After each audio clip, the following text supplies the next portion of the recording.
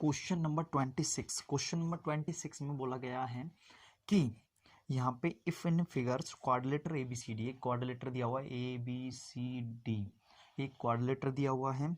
Is the circumscribe a circle, उसके अंदर एक सर्कल है विद सेंटर ओ, जिसका सेंटर ओ लिया हुआ है, and A D perpendicular A B, A D मतलब A D perpendicular A B पर है, मतलब यहाँ पे 90 डिग्री का एंगल बना हुआ है। If the radius of in circle is 10 centimetre, ये जो रेडियस है ये 10 सेंटीमीटर की है, 10 सेंटीमीटर की रेडियस है। Then the value of X, आपको इस एक्स की वैल्यू फाइंड आउट करनी है। तो कैसे वैल्यू फाइंड आउट करोगे? अब जो दिया हुआ है उससे हम देख लेते हैं एक बार। देखिए यहाँ पे आपको पता है कि टेंजेंट बाहर वाले पॉइंट से सर्कल पर खींची गई लाइन दोनों बराबर होती है, क्योंकि दोनों टेंजेंट होती है। अब सी से आर तक का डिस्टेंस और सी से क्यू तक का डिस्टेंस दोनों का सेम होगा, दोनों का सेम होगा। अगर ये 27 है तो ये भी 27 ही होगी। यहाँ से यहाँ तक का डिस्टेंस, यहाँ से यहाँ तक का डिस्टेंस क्या होगा? दोनों का सेम होगा, 27 सेंटीमीटर, 27 सेंटीमीटर होगा यहाँ पे। ठीक है, तो ये बचा कितना यहाँ से यहाँ तक? यहाँ से यहाँ तक कितना बचा हुआ है? ये मैं 38 में से 27 को माइनस कर देता हूँ, तो कितना आ गया? 11 सेंटीमीटर। तो इसका मतलब ये 11 सेंटीमीटर बचा हुआ है, यहाँ पे 11 सेंटीमीटर बचा हुआ है। ठीक है, अब यहाँ पे 11 है तो ये भी तो 11 हुआ, क्योंकि बी वाले पॉइंट से सर्कल पर खींची गई लाइन क्या होती है? टेंजेंट। तो ये भी टेंजेंट है, ये भी टेंजेंट है, तो ये भी क्या हुआ यहाँ पे? 11 सेंटीमीटर, 11 सेंटीमीटर हो गया। ठीक है, इतना समझ में आ गया। अब यहाँ पे देखिए हम लिख सकते हैं, यहाँ पे हम लिख सकते हैं यहाँ पे C R is equal to C Q, C R is equal to C Q. क्यों? क्योंकि ये टेंजेंट है, टेंजेंट। ठीक है, टेंजेंट लाइन यहाँ पे। तो यहाँ पे सी क्यू कितने सेंटीमीटर का माना जाएगा? सी क्यू माना जाएगा 27 सेंटीमीटर का, सी क्यू 27 सेंटीमीटर का माना जाएगा। तो यहाँ पे आपने बी क्यू निकाला, बी क्यू कितना हो गया? B Q is equal to C, B में से आपने सी क्यू घटा दिया, सी बी कितना था आपके पास? 38 में से आपने 27 माइनस कर दिया, तो 11 सेंटीमीटर आ गया बी क्यू। ठीक है, अब आपको पता है B P is equal to B Q है, B P is equal to B Q है, इज इक्वल टू 11 सेंटीमीटर। क्यों? टेंजेंट के कारण। जो मैंने आपको वहां पे समझाया था वो मैंने यहाँ पे लिखा हुआ है। ठीक है, ये 11 सेंटीमीटर का आ गया। अब इसके बाद देखिए यहाँ पे ये सेंटर से सर्कल, मतलब सेंटर से सर्कल पर खींची गई लाइन टेंजेंट पर, तो वो परपेंडिकुलर होती है, यहाँ परपेंडिकुलर हो गया ये, तो यहाँ पे परपेंडिकुलर हो गया। जब तीन एंगल यहाँ पे 90 डिग्री के बन चुके हैं, तो ये चौथा भी 90 डिग्री का ही होगा, चौथा ही 90 डिग्री का होगा यहाँ पे। ठीक है, तो ये क्या बन गया यहाँ पे? एक बन गया स्क्वायर। क्या बन गया? स्क्वायर। ये 10 है तो ये भी 10 है, ये भी 10 है और ये भी 10 है, तो ये तीनों साइड क्या हो गई यहाँ पे? 10-10 हो गई। क्या हो गई? 10-10 हो गई यहाँ पे। ठीक है, तो ये 10-10 हो गई। तो यहाँ पे एपी कितने कितने का हो गया? एपी हो गया 10 सेंटीमीटर का हो गया। तो यहाँ पे टोटल हमें बीपी निकालना है, मतलब ए बी निकालना है। A B is equal to X ही तो माना गया था, एक्स इज इक्वल टू क्या हो जाएगा? 10 प्लस में 11, तो कितना आ गया? 21 सेंटीमीटर। तो 21 सेंटीमीटर इसका आंसर आ गया। ठीक है, चलते हैं नेक्स्ट क्वेश्चन की तरफ। क्वेश्चन नंबर 27, क्वेश्चन नंबर 27 में क्या करना है? ये जो नंबर दिया हुआ है ना, ये प्रूव करना है कि ये इरेशनल नंबर है।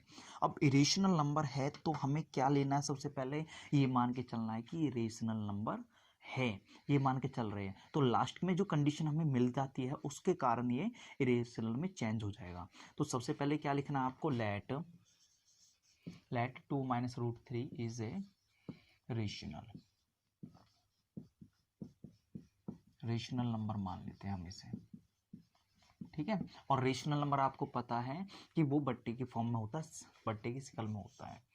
2 minus root 3 is equal to, मैंने मान लिया यहाँ पे ए अपॉन बी। ए और बी है क्या चीज? यहाँ पे ए और बी यहाँ पे को प्राइम नंबर है, ए एंड बी आर को प्राइम नंबर, को प्राइम नंबर ले लिया। यहाँ पे को प्राइम नंबर कौन सा होता है? जिसमें कॉमन फैक्टर केवल 1 आता है, मतलब HCF 1 आता है। A and B has common factor 1। ठीक है, ए और बी का कॉमन फैक्टर क्या 1 है यहाँ पे। ठीक है, अब इसके बाद क्या करना, हमें रूट वाला नंबर अलग करना है और सिंपल नंबर को अलग करना है। रूट वाला नंबर ये है, सिंपल नंबर ये है, तो मैं इसको उठा के इस तरफ ले जाऊंगा। तो ये जब इस तरफ जाएगा तो ये a अपॉन बी माइनस में 2 हो जाएगा। ठीक है, यहाँ पर रहेगा -√3। अब इस माइनस को उठा के यहाँ पे ले जाऊंगा, तो √3 इज इक्वल टू ए, अब ये माइनस में हो जाएगा और ये प्लस में 2 अपॉन बी, ये हो गया। ठीक है, अब आप देख रहे हो यहाँ पे ये नंबर रूट वाला और ये नंबर फ्रैक्शन वाला। अब यहाँ पे देखिए, अब जब कभी भी आपने देखा होगा कि क्या रूट वाला नंबर, मतलब रूट वाला नंबर कौन सा होता है, रूट वाला नंबर और एक सिंपल नंबर क्या दोनों इक्वल हो सकते हैं, नहीं हो सकते कभी भी। रूट वाला नंबर क्या होता है, इसके अंदर प्राइम नंबर भी है। तो ये हो गया यहाँ पे इरेशनल नंबर और ये हो गया rational number.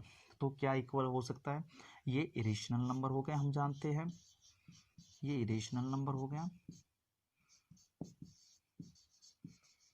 Rational is equal to ये हो गया रेशनल नंबर, रेशनल नंबर। तो आप क्या लिखोगे, it is not possible, it is not possible, it is not possible. ठीक है, सो आवर सुपोजिशन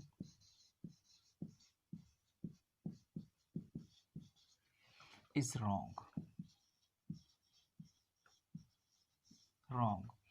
that 2 माइनस में √3 is rational नंबर। ठीक है, सुपोजिशन रॉन्ग दैट 2 माइनस √3 से रेशनल नंबर। तो therefore 2 minus √3 is A irrational.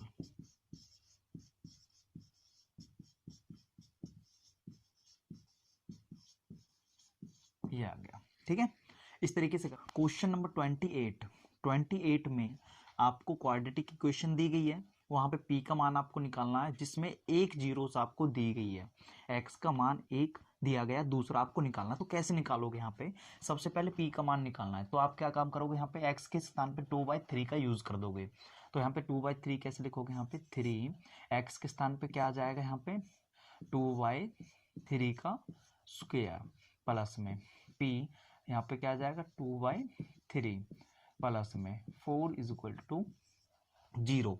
अब यहाँ पे 2 का स्क्वायर कितना होता है 4 और 3 का 9 मल्टीप्लाई में 3 प्लस में p मल्टीप्लाई 2/3 प्लस में 4 इज इक्वल टू 0।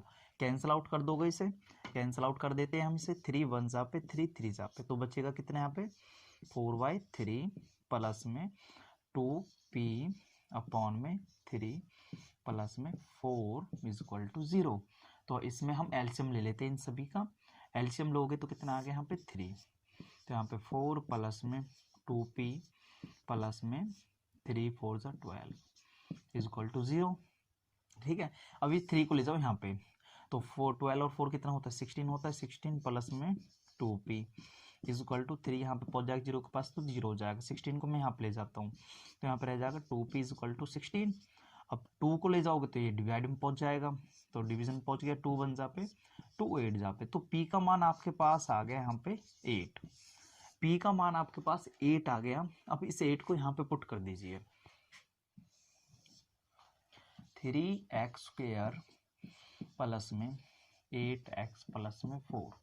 अब यहाँ पे वैल्यू निकालनी है दूसरी, बराबर में 0। तो फर्स्ट नंबर और लास्ट वाले नंबर की मल्टीप्लाई, 3 मल्टीप्लाई 4 कितना आ गया 12। कौन कौन से टेबल में आता है, 2 के में कितने पे आता है 6 पे 12। तो ये 2 फैक्टर मिल गए मुझे, प्लस करके 8 आ गया। मैं इस नंबर को उठा के अब उड़ा दूंगा यहाँ से, तो बचेगा क्या यहाँ पे 3x² प्लस में 6x प्लस में 2x प्लस में 4 इज इक्वल टू 0। ये छोटे नंबर के साथ जो साइन आता है ना, इन दोनों साइन को देख के आता है। यदि दोनों साइन सेम है तो प्लस का साइन, अलग अलग है तो माइनस का साइन। ये लगा दिया। अब इसमें से कॉमन निकाल दीजिए। कॉमन क्या आ जाएगा, 3x कॉमन आ जाएगा। ठीक है, 3x कॉमन आ जाएगा तो यहाँ पे रह जाएगा x प्लस में 2। अब ऐसे इसमें से कॉमन निकाल दीजिए, प्लस में 2, यहाँ पे x प्लस में 2 आ गया बराबर में 0। जो बाहर वाला नंबर है उनको एक साथ लिख दीजिए, तो क्या आ जाएगा 3x प्लस में 2 और इनमें से एक को लिख दीजिए, x प्लस में 2 बराबर 0। अब 0 के बराबर हमें लेना है, 0 के बराबर इसको भी लीजिए, 3x प्लस 2 बराबर 0 और x प्लस 2 बराबर 0। 2 को यहाँ पे ले जाओ तो x बराबर -2 आ गया। एक वैल्यू तो ये आ गई इसकी, दूसरी इसको निकाल लेते हैं। तो यहाँ पे माइनस में 2 और x और 3 के साथ x को मल्टीप्लाई में साइड जाके डिवाइड में हो गया। ठीक है, अब यहाँ पे एक वैल्यू तो आपके पास थी -2/3, मतलब ये 2/3 दी गई थी। अब दूसरी आ गई -2, कौन सी आ गई, -2 आ गई यहाँ पे। ठीक है, इस तरीके से आप सॉल्व कर सकते हो। चलते हैं नेक्स्ट क्वेश्चन की तरफ। अब इसको कैसे सॉल्व करोगे, यहाँ पे ये क्वाड्रेटिक इक्वेशन दी गई थी, के का मान निकालना है और यहाँ पे एक कंडीशन दी गई alpha minus beta is equal to 1। अब यहाँ से हम क्या निकाल सकते हैं, यहाँ से हम निकाल सकते हैं, यहाँ से निकाल सकते हैं sum of zeros. Sum of zeros मतलब दो जीरोज का नंबर क्या दिया हुआ, अल्फा और बीटा। तो मैं भी यहाँ पे अल्फा और बीटा ले लेता हूँ, अल्फा और बीटा इन दोनों का सम का मतलब प्लस। तो कितना आ गया यहाँ पे 5। ठीक है, 5 आ गया। अब इसके बाद क्या करना है यहाँ पे, अब ये भी हमें इक्वेशन दी है तो इन दोनों को हम क्या कर देते हैं, आपस में प्लस कर देते हैं। तो मैं लिख देता हूँ इसके नीचे अल्फा माइनस में बीटा इज इक्वल टू 1 कर देते प्लस। तो प्लस करेंगे तो ये दोनों कैंसिल आउट हो जाएगा। तो अल्फा अल्फा क्या हो जाएगा 2 अल्फा हो जाएगा इज इक्वल टू 5 और 1 6 हो गया। इस 2 को उठा के यहाँ पे ले जाओ तो अल्फा की वैल्यू आपके पास आ गई यहाँ पे 2 1 ज़ा 2 2 3 ज़ा। तो अल्फा का मान आपके पास आ गया 3, अल्फा का मान 3 आ गया। अब इस 3 को कहाँ पुट करो, यहाँ पे पुट कर दो या यहाँ पुट कर दो। तो मैं 3 यहाँ पुट कर देता हूँ, तो मैंने 3 पुट कर दिया। माइनस में बीटा इज इक्वल टू 1, 3 को ले जाओ इस तरफ तो beta is equal to 1 minus में 3। ठीक है, तो कितना आ गया -2 इज इक्वल टू में माइनस बीटा, माइनस से माइनस कैंसिल आउट हो गया, ये हो गया। तो बीटा का मान जो आ गया आपके पास आ गया 2 और अल्फा का आ गया 3। ठीक है, अब हमें क्या निकालना है, के का मान निकालना है। तो के का मान कैसे निकालोगे आप, के का मान कैसे निकालोगे आप, यहाँ पे आपको पता है लास्ट वाला नंबर प्रोडक्ट ऑफ जीरोज होता है। Product of zeros, product of zeros, zeros का प्रोडक्ट मतलब अल्फा मल्टीप्लाई में बीटा, इसका प्रोडक्ट किसके बराबर, इसके बराबर। तो 3 माइनस में 1। ठीक है, प्रोडक्ट का नंबर ये है तो प्रोडक्ट हो गया। तो प्रोडक्ट क्या है यहाँ पे 3 मल्टीप्लाई में और बीटा क्या है यहाँ पे 2 इज इक्वल टू 3 माइनस में 1। 3 2 6, यहाँ पे मल्टीप्लाई में इस साइड जाके डिवाइड में हो जाएगा इज इक्वल टू में के माइनस में 1 कैंसिल आउट हो गया, कितना आ गया 2 आ गया।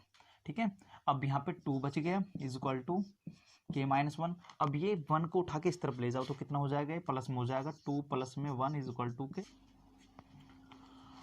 क्वेश्चन नंबर 29, क्वेश्चन नंबर 29 में क्या करना है आपको, क्वेश्चन नंबर 29 में ये स्क्वायर शेप आपको दी गई है, सैडेड एरिया आपको निकालना है। सैडेड एरिया निकालने के लिए क्या करना होगा, हम इस पोर्शन को ले लेते हैं, हम यहाँ पे इस पोर्शन को ले लेते हैं 14 सेंटीमीटर है, कोई भी साइड आप ले लीजिए, सभी साइड बराबर है। अब आप देख रहे हो हमें ये पोर्शन, बीच वाले पोर्शन निकालने होंगे बाहर की तरफ। ये बीच वाले पोर्शन जब बाहर की तरफ निकालोगे, हटाओगे, जो चीज़ हटाई जाती है वो घटाई जाती है, आप इसे बाहर की तरफ निकालोगे तो ये बीच वाला पोर्शन आ जाएगा जो सैडेड एरिया है। तो कैसे निकालोगे आप देख रहे हो यहाँ पे इसको, ये यहाँ पे ये लाइन मैंने ड्रॉ करी हुई है, ये पूरी कंप्लीट, ये एक हाफ सर्कल बना हुआ है इस तरीके से, इस तरीके से हाफ सर्कल बना हुआ है। तो हाफ सर्कल बना हुआ है तो ये क्या हो गया, यहाँ पे ये डायमीटर हुआ, डायमीटर का आधा कर दे तो रेडियस होती है। तो ये साइड क्या हो गई यहाँ पे रेडियस, और यहाँ पे यहाँ से यहाँ तक भी रेडियस हो गई। क्या मतलब 7 सेंटीमीटर ये हो गई और 7 सेंटीमीटर ये हो गई। इस पोर्शन को उठा के मैं कुछ यहाँ पे बना देता हूँ इसे। ठीक है, ये साइड हो गई पूरी कंप्लीट। ठीक है, 14 सेंटीमीटर, तो ये पोर्शन कितना हो गया 7 और ये भी 7 हुआ। ठीक है, और यहाँ पे ये पोर्शन इस तरीके से बना हुआ है, बना दिया यहाँ पे। यदि मैं इस पोर्शन को यहाँ से हटा देता हूँ तो ये जो कौन सा पार्ट बन जाता है, ये बन जाता है एक सेक्टर वाला पार्ट बन जाता है। क्या बन जाता है, सेक्टर वाला पार्ट। अब हमें इस पार्ट को निकालना है, यहाँ पे इस पार्ट का एरिया निकालना है। इस पार्ट का एरिया निकाल के हमें क्या करना है, ऐसे पोर्शन कितने बने हुए हैं, सपोज करो मैंने यहाँ पे लाइन ड्रॉ करी है, ये लाइन ड्रॉ कर दी, ऐसे पोर्शन, एक पोर्शन निकल जाएगा तो 1 2, यहाँ पे भी सिलेंडर हो जाएगी 2 3 सॉरी 3 4, उसके बाद 5 6 और इसके बाद यहाँ पे बना हुआ है 7 8, 8 पोर्शन ऐसे आ जाएंगे। हमें एक का निकल जाए तो 8 से मल्टीप्लाई करके सभी का एरिया निकल जाएगा। अब निकालने के बाद हमें क्या करना है, स्क्वायर के एरिया में से उसको माइनस करना है, मतलब हटा देना है, तो ये साइडेड एरिया निकल के आ जाएगा। तो यही हमें करना है। तो हमारे पास यहाँ पे जो एंगल बनेगा वो कितने डिग्री का बनेगा, यहाँ पे 90 डिग्री का एंगल बनेगा। तो हमें क्या करना है, यहाँ पे एरिया ऑफ सेक्टर निकाल देना है। एरिया ऑफ सेक्टर क्या होगा, एरिया ऑफ वन सेक्टर, तो रूल क्या होता है, थीटा अपॉन में 360 पाई आर स्क्वायर, ठीक है, इज इक्वल टू थीटा कितना आपके पास यहाँ पे 90 अपॉन में 360 मल्टीप्लाई बाय पाई का मान क्या लेना हमें 22/7 और रेडियस कितनी यहाँ पे 7 का स्क्वायर मतलब 7 को 2 बार लिखना है, ये लिख दिया। अब 0 से 0 कैंसिल आउट हो गया, 9 1 जा 9 4 जा हो गया, कैंसिल आउट और कुछ हो सकता है 2 पे 2 2 जा 2 11 जा, ये हो गया कैंसिल आउट। अब यहाँ पे 7 से 7 कैंसिल आउट हो गया, बचा क्या है यहाँ पे 11 7 जा कितना होता है आपका 77 अपॉन में 2 सेंटीमीटर स्क्वायर। ये तो आ गया एक सेक्टर का। अब हमें ये निकालना है, ये क्या होता है, ये होता है सिगमेंट, माइनर सिगमेंट को कैसे निकालोगे, यदि मैं इस सेक्टर में से, इस पूरे कंप्लीट सेक्टर में से ये एरिया माइनस कर देता हूँ, ये एरिया मैं माइनस कर देता हूँ, तो हमारे पास ये पोर्शन रह जाएगा। तो यहाँ पे हमें क्या करना है, माइनर सेक्टर, अब ट्रायंगल का एरिया निकाल लेते हैं, area of triangle, right. Triangle का रूल क्या होता है 1/2 बेस इंटू में हाइट, बेस इंटू में हाइट। तो यहाँ पे 1/2 बेस कितना है, यहाँ पे 7, बेस भी 7 है और हाइट भी 7 मानी जाएगी, तो कितना आ जाएगा यहाँ पे 7 7 जा 49, तो 49 अपॉन में 2 आ गया 2 सेंटीमीटर स्क्वायर, ठीक है। अब ये तो आ गया सेक्टर का, ये आ गया ट्रायंगल का। अब माइनर सेगमेंट का कैसे निकालोगे आप, माइनर सेगमेंट का एरिया निकालोगे, माइनरी एक माइनर सेगमेंट तो कैसे निकालोगे आप, जो एरिया ऑफ सेक्टर है उसके एरिया में से क्या माइनस कर दोगे आप 49 अपॉन में 2 माइनस कर दीजिए, तो कितना आ जाएगा 2 77 माइनस में 49 माइनस करोगे तो कितना आ जाएगा, नीचे 2 आ गया, माइनस कर दीजिए तो 17 में से 9 जाएगा, आपका बचेगा यहाँ पे 8, ठीक है, और 6 में से 4 जाएगा 2 आ गया। कैंसिल आउट कर सकते हैं हम, इसे कैंसिल आउट कर देते हैं, 1 और 1 जा 4 जा, तो ये आ गया 14 सेंटीमीटर स्क्वायर आ गया, ठीक है, 14 सेंटीमीटर स्क्वायर आ गया यहाँ पे ये।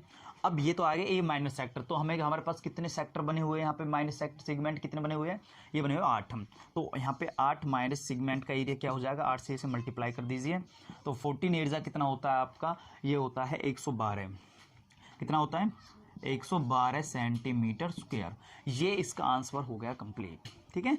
चलते हैं नेक्स्ट क्वेश्चन की तरफ। क्वेश्चन नंबर 30, क्वेश्चन नंबर 30 में बोला गया है दो सिमिलर ट्रायंगल लिए हुए हैं यहाँ पे, ठीक है, जिसका पैरामीटर 25 सेंटीमीटर और दूसरे का पैरामीटर 15 सेंटीमीटर दिया हुआ है, ठीक है। यहाँ पे एक साइड दी गई है 9 सेंटीमीटर, तो हमें दूसरे की साइड निकालनी है। तो ऐसा कोई क्वेश्चन आ जाए तो उसको किस तरीके से हैंडल करोगे, तो इस तरीके से करना है, वो ट्रायंगल सिमिलर ही है, सिमिलर ट्रायंगल है दिया हुआ है, तो सिमिलर ट्रायंगल की जो कॉरस्पॉन्डिंग साइड होती है वो उनका रेशियो इक्वल होता है, तो मतलब ए बी अपॉन में P Q, A B upon में P Q, A B upon में P Q is equal to B C, B C upon में Q R, B C upon में Q R is equal to A C upon में P R, A C upon में P R is equal to मान लेते हैं हम x centimetre, क्या मान लेते हैं हम, एक्स सेंटीमीटर मान लेते हैं हम यहाँ पे। अब आपको क्या करना है, यहाँ पे ए बी का मान निकाल लीजिए एक्स को बराबर में रख के, तो हम निकाल लेते हैं भाई ए बी कितना हो गया, A B is equal to X P Q, ये हो गया, और बी सी क्या हो गया, बी सी हो गया क्यू आर एक्स, ठीक है, और ए सी क्या हो गया आपका, ए सी हो गया आपका एक्स पी आर, ठीक है, एक्स पी आर हो गया यहाँ पे। अब इसके बाद क्या करना है आपको यहाँ पे, अब इनका रेशियो जो दिया हुआ है ट्रायंगल का इन ट्रायंगल ए बी सी, इसका जो पैरामीटर है, पैरामीटर कैसे निकालोगे आप यहाँ पे, कि पैरामीटर किसका है यहाँ पे, ट्रायंगल ए बी सी का पैरामीटर कैसे निकालोगे यहाँ पे, ए बी प्लस में बी सी प्लस में सी ए, सभी साइड इनको प्लस कर दीजिए, पैरामीटर निकल के आ जाएगा। ठीक है, ऐसे ही पैरामीटर किसका, पी क्यू आर ट्रायंगल का। ठीक है, क्या हो जाएगा, पी क्यू प्लस में क्यू आर प्लस में पी आर, ये हो गया। ठीक है, इसका पैरामीटर का ये हो गया और इसका पैरामीटर का ये हो गया। अब आपको पता है यहाँ पे ए बी किसके बराबर है, ए बी किसके बराबर है, ए बी है एक्स पी के बराबर। तो मैं ए बी के स्थान पे क्या लिख दूंगा, एक्स पी क्यू लिख दिया। और बी सी किसके बराबर है, बी सी है Q Q x Q R के, ये लिख दिया। और ए सी है एक्स पी आर के, एक्स पी आर के, और बीच में साइन कौन सा है, प्लस का साइन है, ये लगा दिया। ठीक है, इसमें से कॉमन क्या निकल के आएगा, एक्स कॉमन निकल के आ जाएगा। तो यहाँ पे आ जाएगा पी क्यू प्लस में क्यू आर प्लस में पी आर, ये निकल के आ गया। इक्वल टू में क्या लिख रहा है यहाँ पे, parameter triangle A B C. ठीक है, ए बी सी ये आ गया। अब यहाँ पे पी क्यू आर ये किसके बराबर है, ये है पैरामीटर, किसका parameter, triangle P Q R. ठीक है, इसके बराबर हो गया। अब यहाँ पे क्या लिखा हुआ है, एक्स, ये लिख दिया। अब इसका पैरामीटर क्या होता है, ट्रायंगल एबीसी का, एबीसी का ट्रायंगल का पैरामीटर है 25, ये 25 लिख दिया। एक्स इंटू में इसका पैरामीटर का क्या होता है 15, तो मैं यहाँ पे 15 लिख दिया, इज इक्वल टू में 25। ये 15 उठ के इस तरफ पहुँच जाएगा। तो इस तरफ जब जाएगा तो यहाँ पे क्या हो जाएगा, ये 25 अपॉन में 15 इज इक्वल टू में क्या आ जाएगा, एक्स। कैंसिल आउट कर देते हैं हम इसे, कैंसिल आउट करोगे तो 50 5 3 जा पे 5 5 जा पे, तो यहाँ पे x का मान आपके पास आ गया 5 अपॉन में 3। अब हम इसकी साइड निकाल सकते हैं क्योंकि x इन सभी के बराबर था, x इन सभी के बराबर था, तो हमने ये साइड उठा ली, यहाँ से हमने ये साइड उठाई यहाँ से। तो यहाँ पे क्या हो गया, यहाँ पे ये साइड उठा ली, तो इसके बराबर हमने पुट कर दिया, x के बराबर हमने ये साइड उठाई है, तो ए बी अपॉन में पी क्यू। ठीक है, अब ए बी है कितनी है आपके पास 5/3 और ए बी है आपके पास 9 अपॉन में पी क्यू आपको निकालना है, क्रॉस मल्टीप्लाई कर दीजिए। तो क्रॉस मल्टीप्लाई करोगे तो कितना आ जाएगा आपका 9 × 3 अपॉन में 5, ये आ गया 27 अपॉन में 5। डिवाइड करोगे आप इसको तो ये आ जाएगा एक्स, यहाँ पे ये आ जाएगा पी क्यू का मान इज इक्वल टू में 5 5 जा बचेगा 2 5 4। क्वेश्चन नंबर 31, क्वेश्चन नंबर 31 में मीडियन आपको फाइंड आउट करना है। यहाँ पे क्लास दी हुई है, फ्रीक्वेंसी दी गई है, मीडियन आपको फाइंड नहीं करना, मीडियन दिया हुआ है, आपको ए और बी का मान निकालना है, जो नंबर मिसिंग है। तो आप कैसे निकालोगे, यहाँ पे सबसे पहला काम आपका ये है सी एफ निकालना।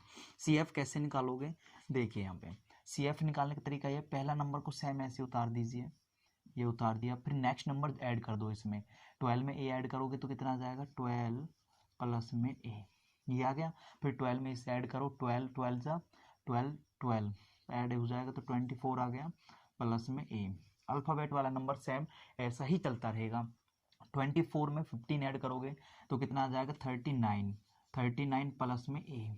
39 में बी ऐड करोगे तो क्या आ जाएगा 39 प्लस में ए प्लस में बी, ये आ गया। 39 में 6 ऐड आप करोगे तो 45 आ गया, 45 प्लस में ए प्लस में बी। 45 में 6 ऐड करोगे 51 आ जाएगा, 51 प्लस में ए प्लस में बी। और 51 में 4 ऐड करोगे तो 55 प्लस में ए प्लस में बी आ गया। ठीक है, अब ये नंबर आपके पास आ गया, सी एफ निकाल दिया टोटल नीचे तक। ठीक है, अब आपको पता है ये टोटल जो लास्ट में नंबर आता है ये ना इसके बराबर होता है, टोटल के बराबर होता है, इनका जोड़ 70 के बराबर आना चाहिए। ठीक है, इसका जोड़ 70 के बराबर आना चाहिए। ठीक है, अब यहाँ पे क्या करना है, वैल्यू निकालनी है हमें, एल की, NY2 की, CF की, H की और F की। अब NY2 है क्या, N हमारे पास 70 दिया हुआ है, तो हम N निकाल लेते हैं। यहाँ पे N क्या होता है, यहाँ पे 70 अपॉन में 2, तो कितना आ गया आपके पास 35, ये तो आ गया 35 आ गया। NY2 आपके पास आ गया यहाँ पे 35 आ गया। अब CF की वैल्यू क्या हो गई, F की वैल्यू यहाँ पे डिपेंड होता है F की वैल्यू पे। F की वैल्यू फ्रीक्वेंसी की लाइन में मिलता है, जो सबसे बड़ा नंबर होता है वो F होता है। सबसे बड़ा नंबर क्या है यहाँ पे 15, तो ये तो हो गया आपका एफ हो गया। अब क्या चाहिए मुझे सी एफ निकालना है। सी एफ कैसे निकलेगा, सी एफ की लाइन में जहाँ पे एफ निकला ना उसके सामने देखो, जस्ट उसके सामने वाले नंबर से ऊपर वाला नंबर सी एफ होगा। तो ये क्या हो गया यहाँ पे, सी एफ हो गया यहाँ पे। ठीक है, रह गया एच और एल। एच क्या होगा और एल क्या होगा, एल होता है एफ के सामने जो क्लास इंटरवल दी गई है उसका छोटा नंबर, ये हो गया यहाँ पे एल। इनके बीच का जो डिस्टेंस होता है वो होता है एच। तो कितना डिस्टेंस है यहाँ पे 5 का, तो एच होगी 5। ये सब वैल्यू आपको फाइंड आउट हो गई, यहाँ पे वैल्यू हम पुट कर देते हैं। अब मीडियन कितना आपके पास 16, तो मीडियन के स्थान में मैंने 16 रख दिया, इज इक्वल टू एल कितना है आपके पास 15, तो 15 रख दिया, प्लस में n/2 35 हो गया, 35 माइनस में सी एफ का मान क्या हो गया 24, 24 प्लस में ए, ये हो गया अपॉन में एफ का मान कितना हो गया 15 हो गया, और मल्टीप्लाई में क्या है यहाँ पे 5। ठीक है, 5 हो गया। अब यहाँ पे क्या करना है, इस ब्रैकेट को मैं हटा देता हूँ। ब्रैकेट जब मैं हटाऊंगा यहाँ से तो ये माइनस अंदर चला जाएगा, तो यहाँ पे इसे बना देगा ये माइनस का साइन। ठीक है, अब इन दोनों को हम माइनस कर देते हैं। इन दोनों को माइनस करते हैं तो 5 में से 4 जाएगा 1, 3 में से 2 जाएगा 1, माइनस में ए। इन दोनों को सॉल्व करके कितना आ गया हमारे पास 11 माइनस में ए अपॉन में 15 मल्टीप्लाई में 5। ठीक है, अब इस 15 को उठा के मैं इस तरफ ले जाता हूँ, तो 16 माइनस 15 हो गया बराबर में। तो अब यहाँ पे 1 आ गया, इज इक्वल टू में ये कैंसिल आउट कर दो, 5 1 जा पे 5 3 जा पे। ठीक है, अब तो कुछ नहीं हो रहा, तो यहाँ पे बचाएगा 11 माइनस में ए अपॉन में 3। इस 3 यहाँ पे डिवीजन में इस साइड जाके मल्टीप्लाई में 3 1 सा 3 आ गया, बराबर में 11 ए माइनस में। अब यहाँ पे 11 को इस तरफ ले जाओ, 11 जब इस तरफ जाएगा तो यहाँ पे 11 जब इस तरफ जाएगा तो 3 माइनस में 11 is equal to minus A, minus करोगे तो minus 8 is equal to minus A, minus से माइनस कैंसिल आउट, तो ए का मान आपके पास आ गया यहाँ पे, ए का मान आ गया आपके पास यहाँ पे 8, ए का मान 8 आ गया। अब आपको क्या पता है यहाँ पे ए और बी, इनमें से ए की वैल्यू हमें फाइंड आउट हो गई। अब ये किसके बराबर होता है, इसका जोड़ 70 के बराबर होता है, तो हम रख लेते हैं यहाँ पे 70 इज इक्वल टू में 55 प्लस में ए प्लस में बी। अब यहाँ पे ए का मान कितना आपके पास 8, ए का मान मैंने हटा के 8 लिख दिया। 58 और 8 कितना होता है, 55 और 8 होता है आपका पास यहाँ पे 63 आ गया, प्लस में बी इज इक्वल टू में 70। 63 को उठा के मैं यहाँ पे ले जाता हूँ, तो यहाँ पे कर देते हैं हम सवाल को, 70 माइनस में 63 इज इक्वल टू में बी, तो कितना आ गया हमारे पास 7, तो b का मान 7 आ गया और a का मान 8 आ गया। इस तरीके से सवाल को हम कंप्लीट कर सकते हैं। चलते हैं नेक्स्ट क्वेश्चन की तरफ। क्वेश्चन नंबर 32 क्वेश्चन नंबर में, if a angle of the elevation of the top of the candle from the two coins distance a centimeter and b centimeter from its base in the same straight lines from it are 30 degree and 60 degree, then find the height of the candle। आपको height of candle find out करनी है। इसमें बोला गया है कि जो एक कैंडल है इसकी हाइट फाइंड आउट करनी है। इसको मैं h सेंटीमीटर ले लेता हूँ यहाँ पे। अब इसके बाद यहाँ पे ये बोला गया है कि उस कैंडल से कुछ दूरी पर किसी 2 पॉइंट पर 2 कॉइन्स रखे हुए हैं जिसका डिस्टेंस इससे a है, जिसका डिस्टेंस a है और दूसरे का है b। और यहाँ पे कंडीशन दी गई है कि जो a है वो बड़ा होना चाहिए b से, मतलब a का डिस्टेंस, मतलब a उस स्थान पे रखना है जहाँ पे डिस्टेंस बड़ा हो। तो यहाँ पे a बड़ा डिस्टेंस हो गया c पॉइंट पर जहाँ पे कॉइन्स रखा हुआ है, ठीक है। और b d तक मैंने b मान लिया यहाँ पे, b सेंटीमीटर, ठीक है, 20 सेंटीमीटर, यहाँ पे a सेंटीमीटर मान लिया। अब यहाँ पे एंगल बना हुआ है 30 डिग्री और 60 डिग्री। तो यहाँ पे जब एंगल किसी वस्तु के नज़दीक होता है तो वहाँ पे बढ़ता है एंगल, तो बड़ा एंगल आ जाएगा यहाँ पे, तो ये आ जाएगा 60 डिग्री और ये आ जाएगा यहाँ पे 30 डिग्री। अब आपको फाइंड करना है, तो कैसे सॉल्व करोगे, तो मैं ट्रायंगल ले लेता हूँ ABD।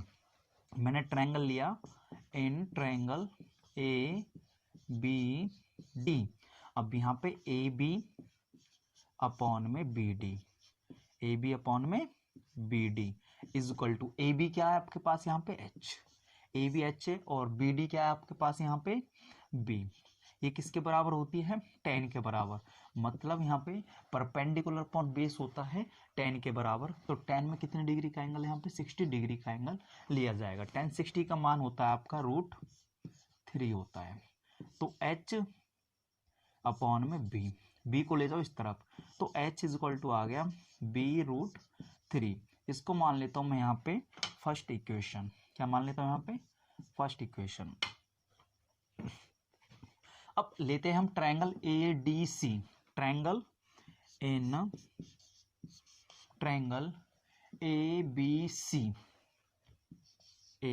ABC, कोई सेम लेना है, AB अपॉन में BC, AB अपॉन में BC, AB अपॉन में BC आपने लिया।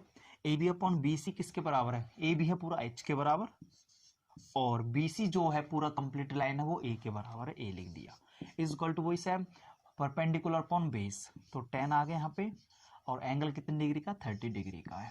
ठीक है, तो यहाँ पे आ गया आपके पास h अपॉन में a is equal to tan 30 का मान होता है 1/√3।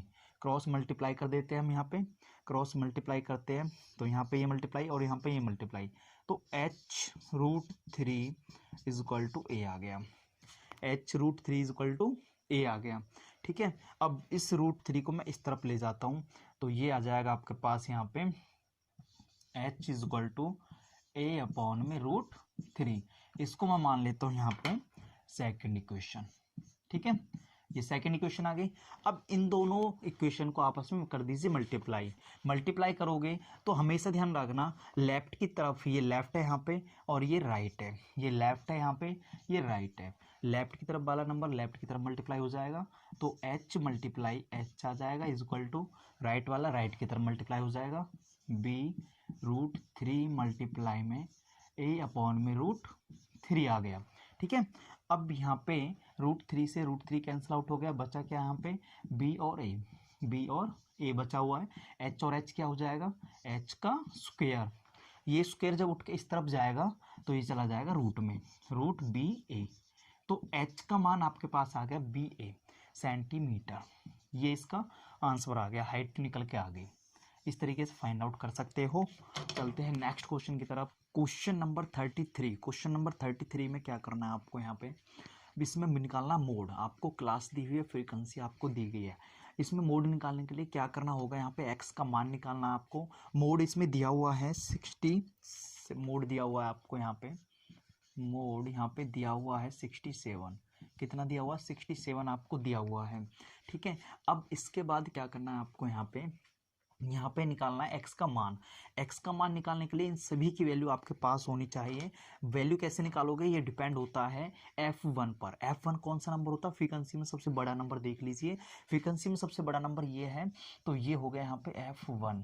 क्या हो गया, f1 हो गया। इसके जस्ट ऊपर वाला नंबर हो जाएगा f0, क्या हो जाएगा, f0 हो जाएगा। और f1 के नीचे वाला नंबर हो जाएगा f2, क्या हो जाएगा, f2 हो जाएगा, f2 हो गया।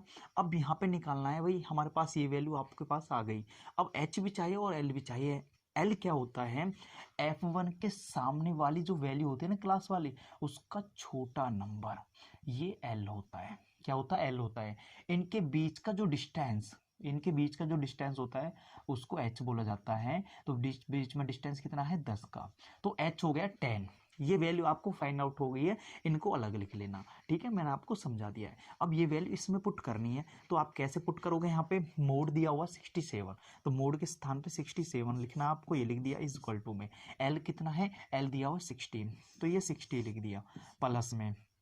उसके बाद यहाँ पे f1 कितना है 15, पे 15 लिख दिया, माइनस में f0 कितना है, f0 है x, ये लिख दिया, अपॉन में 2 मल्टीप्लाई में f1 है 15, माइनस में f0 x है, माइनस में f2 कितना है 12, ये आ गया। ठीक है, और मल्टीप्लाई में कितना आ गया h कितना है 10। ये वैल्यू मैंने यहाँ पे पुट कर दी है। अब इनको सॉल्व कर लेते हैं। सॉल्व करने के लिए मैं इस 60 को उठा के ना इस तरफ ले जाता हूँ बॉर्डर पार, तो ये हो जाएगी माइनस, ये माइनस होगा 67 में से माइनस हो जाएगी, तो बचेगा यहाँ पे 7 इज इक्वल टू, अब यहाँ पे ये रहेगी वैल्यू, तो इनमें से माइनस नहीं हो सकता, तो इसको सेम उतार दो, 15 माइनस में x अपॉन में 15 2 से 30 हो गया। अब ठीक है, अब इस वैल्यू को मैं आगे लिख लेता हूँ यहाँ पे, अब इसको मैं पीछे लिख देता हूँ अल्फ़ाबेट वाले को, मल्टीप्लाई में 10, ये आ गया। अब 30 में से 12 को माइनस कर दीजिए, 30 में से 12 को आप माइनस करोगे तो कितना आ जाएगा आपके पास, ऊपर वाला नंबर मैं लिख देता हूँ पहले अपॉन में, तो यहाँ पे बचेगा 8 और यहाँ पे 1, 18 माइनस में x आ गया, 7 यहाँ पे चल रहा है और यहाँ पे मल्टीप्लाई में कितना आ जाएगा, यहाँ पे 10, ये आ गया। ठीक है। अब इस 10 को मैं मल्टीप्लाई कर देता हूँ अंदर इन दोनों के साथ, इन दोनों के साथ मैं मल्टीप्लाई करूँगा तो यहाँ पे जो वैल्यू आएगी तो कितना आ जाएगा, 7 इज इक्वल टू 150, 10 की 15 से मल्टीप्लाई करोगे 150 आ गया, माइनस में 10 की x से करोगे तो 10x आ गया। ठीक है, अपॉन में क्या है यहाँ पे 18 माइनस में x, 18 माइनस एक्स आ गया। अब इसको क्या काम करना है, इसके नीचे मैं 1 ले लेता हूँ, क्रॉस मल्टीप्लाई कर देता हूँ, इसकी मल्टीप्लाई इससे हो जाएगी और इसकी मल्टीप्लाई इससे हो जाएगी। ठीक है, अब इसकी मल्टीप्लाई आप इससे करोगे तो कितना हो जाएगा, यहाँ पे 18 7 होता है 126। ठीक है, 18 7 126 और फिर 7 की इससे कर दीजिए, 7x आ गया। ठीक है, इज इक्वल टू में अब 1 की इससे मल्टीप्लाई कर दीजिए तो यहाँ पे ये सेम ही रहेगा, माइनस 10x। अब x वाला नंबर अलग, सिंपल नंबर अलग कर देते हैं। अब x वाला नंबर ये है और ये है, तो मैं इनको एक साथ ले लेता हूँ, मैं पहुँचा देता हूँ इस तरफ और इसको इस तरफ ले जाता हूँ। 126 माइनस में 150 इज इक्वल टू में माइनस 10x और प्लस में 7x आ गया। अब इसको आप माइनस करोगे तो कितना आ जाएगा, 10 में से 6 जाएगा 4 आ गया, 10 में 6 जाएगा 4 आ गया और यहाँ पे 4 में से 2 जाएगा 2 आ गया, 24 आ गया। अब इज इक्वल टू में यहाँ पे माइनस में आया, इसमें से माइनस कर दीजिए तो कितना आएगा, माइनस 3x आ गया। ठीक है, माइनस में माइनस कैंसिल आउट, 3 को ले जाओ इस तरफ तो 24 अपॉन में 3 कैंसिल आउट कर दो, कितना आ गया 8, तो 8 आ गया x का मान। ये आपको निकालना था, ये निकाल दिया आपने। इस तरीके से आप फाइंड आउट करना है।